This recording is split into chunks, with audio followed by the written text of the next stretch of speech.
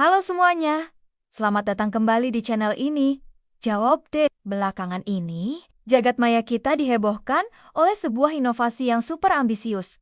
Bahan bakar kendaraan yang katanya setara Pertamax Turbo, tapi dibuat dari limbah pertanian, yaitu jerami padi. Dan yang lebih bikin heboh, harganya jauh lebih murah. Fenomena ini dikenal sebagai bahan bakar Bobby Boss. Sebagai seseorang yang suka banget sama sains dan teknologi industri, pertanyaan besar di kepala saya adalah, sejauh mana klaim ini bisa dipertanggungjawabkan secara ilmiah dan ekonomi? Nah, di video kali ini, kita akan bedah tuntas semuanya. Pertama, kita mulai dari dasarnya. Secara teori, mengubah jerami menjadi bahan bakar, khususnya bioetanol, itu sangat mungkin. Jerami padi kaya banget akan selulosa dan hemiselulosa. Bayangkan ini sebagai rantai panjang gula yang, melalui proses kimia yang kompleks, bisa dipecah menjadi glukosa. Glukosa inilah yang kemudian bisa difermentasi menjadi etanol. Setelah dimurnikan, jadilah bioetanol. Proses ini sah, dan bahkan jadi fokus penelitian global yang dikenal sebagai bioetanol generasi kedua. Jadi, dari sisi konsep, tidak ada yang aneh. Namun, masalahnya mulai muncul ketika kita bicara soal kuantitas dan efisiensi. Mari kita bermain dengan angka, pakai perhitungan kimia yang presisi, yang disebut stoikiometri. Berdasarkan hitungan ini, 1 ton jerami padi dalam kondisi ideal 100% efisiensi, maksimal hanya akan menghasilkan sekitar 413 liter etanol. Ingat, ini kondisi laboratorium yang sempurna. Dalam praktik industri paling canggih di dunia saat ini, efisiensi konversi ini seringkali hanya mencapai 50-60%. Artinya, dari 1 ton jerami, kita realistisnya cuma dapat sekitar 200 hingga 250 liter etanol. Jadi, ketika ada klaim bahwa 1 hektar sawah bisa menghasilkan 3.000 liter bahan bakar, kita harus mulai skeptis. Angka sebesar itu memerlukan teknologi yang jauh melampaui kemampuan industri bioetanol selulosa yang ada sekarang. Sekarang, kita masuk ke skeptisisme terbesar, yang datang dari hukum fisika dasar, terutama soal jarak tempuh. Ada klaim bahwa bahan bakar jerami ini bisa menempuh jarak yang lebih jauh dibandingkan bensin murni. Klaim ini, jujur saja, menantang dasar-dasar ilmu energi. Bensin standar itu punya kepadatan energi yang sangat tinggi, sekitar 32 megajoule per liter. Sementara itu, etanol murni punya kepadatan energi yang jauh lebih rendah, hanya sekitar 21 megajoule per liter. Energi inilah yang menentukan seberapa jauh mobil atau motor kita bisa melaju. Karena energi per liternya lebih rendah, bioetanol murni atau campuran yang mayoritas isinya etanol secara pasti akan menghasilkan jarak tempuh yang lebih pendek dibandingkan bensin. Fisika tidak bisa dibohongi. Jadi, klaim bahwa jarak tempuhnya bisa lebih jauh itu tidak tepat secara ilmiah. Selanjutnya, kita bahas kompatibilitas mesin. Mesin bensin standar yang kita pakai sehari-hari itu dirancang untuk rasio udara bahan bakar, atau AFR, sebesar 14,7:1.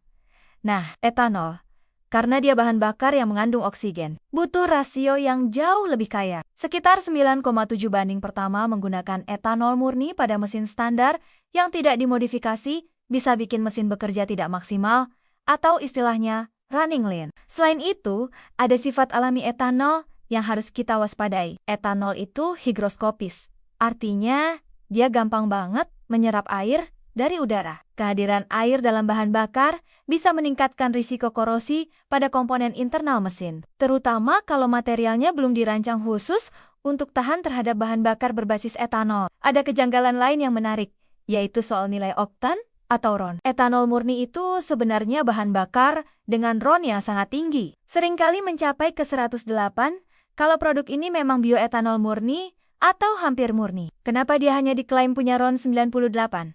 Setara Pertamax Turbo. Penurunan drastis nilai oktan ini menimbulkan dugaan kuat adanya pencampuran yang signifikan dengan bahan bakar lain yang punya RON lebih rendah. Mungkin Pertalite atau sejenisnya. Coba kita hitung kasar. Untuk mendapatkan campuran dengan RON 98, kita mungkin butuh campuran sekitar 44% etanol dengan 56% Pertalite. Kalau memang ini kasusnya, maka produk yang dijual adalah bahan bakar campuran, bukan sebuah inovasi bioetanol mandiri yang revolusioner.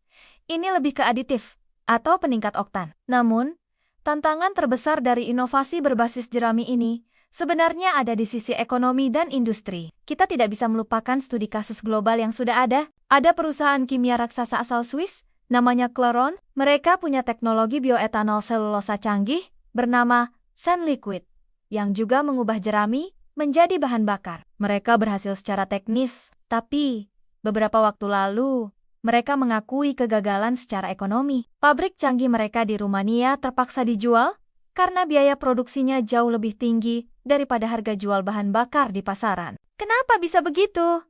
Ada dua alasan utama. Pertama, proses pretreatment yang sangat mahal. Selulosa dalam jerami itu terikat sangat kuat, sangat sulit dipecah. Berbeda dengan tebu atau jagung yang gulanya lebih mudah diakses, jerami memerlukan proses kimia dan enzimatis yang rumit dan mahal di tahap awal. Kedua, masalah rantai pasok. Jerami itu kelihatannya banyak, tapi sebenarnya sulit dikumpulkan dalam skala besar. Sulit diangkut karena densitasnya rendah, makan banyak tempat, dan sulit disimpan dalam jumlah industri tanpa mengalami degradasi kualitas. Coba kita lihat Brazil, negara yang paling sukses di dunia dengan program bioetanolnya. Mereka pakai apa? Tebu, bukan jerami. Tebu lebih mudah diproses, dan rantai pasoknya sudah sangat terstruktur dari perkebunan besar. Jadi, kalau perusahaan global sekelas Clarion dengan teknologi canggih dan modal raksasanya saja gagal secara ekonomi, klaim bahwa inovasi lokal bisa menghasilkan bahan bakar dari jerami yang lebih murah dari bensin. Dengan teknologi yang lebih sederhana, harus kita pertanyakan secara serius. Sebagai kesimpulan, mari kita rangkum. Secara ilmiah, jerami padi bisa diubah menjadi bahan bakar. Itu fakta. Namun, klaim-klaim bombastis mengenai efisiensi produksi yang super tinggi, jarak tempuh yang lebih jauh dari bensin, dan biaya yang sangat murah, semuanya bertentangan dengan fakta ilmiah dan realita industri. Energi etanol memang lebih rendah dari bensin, dan biaya produksi bioetanol dari jerami secara historis terbukti sangat tinggi. Untuk memastikan validitas klaim bahan bakar Bobby Boss ini, yang kita butuhkan adalah verifikasi independen yang transparan. Kita perlu tahu detail prosesnya, bahan baku apa saja yang digunakan, dan yang terpenting, hasil pengujian lapangan dari lembaga yang kredibel. Sebagai masyarakat, kita berhak tahu kebenaran ilmiah di balik sebuah inovasi yang kelihatannya sangat menjanjikan ini. Inovasi itu penting, tapi harus didasari oleh sains yang solid dan kejujuran. Bagaimana menurut kalian? Apakah kalian optimis atau skeptis dengan inovasi semacam ini? Tulis pendapat kalian di kolom komentar ya. Mari kita diskusi secara sehat dan berbasis data. Terima kasih sudah menonton sampai akhir. Jangan lupa like, share, dan subscribe. Sampai jumpa di video berikutnya.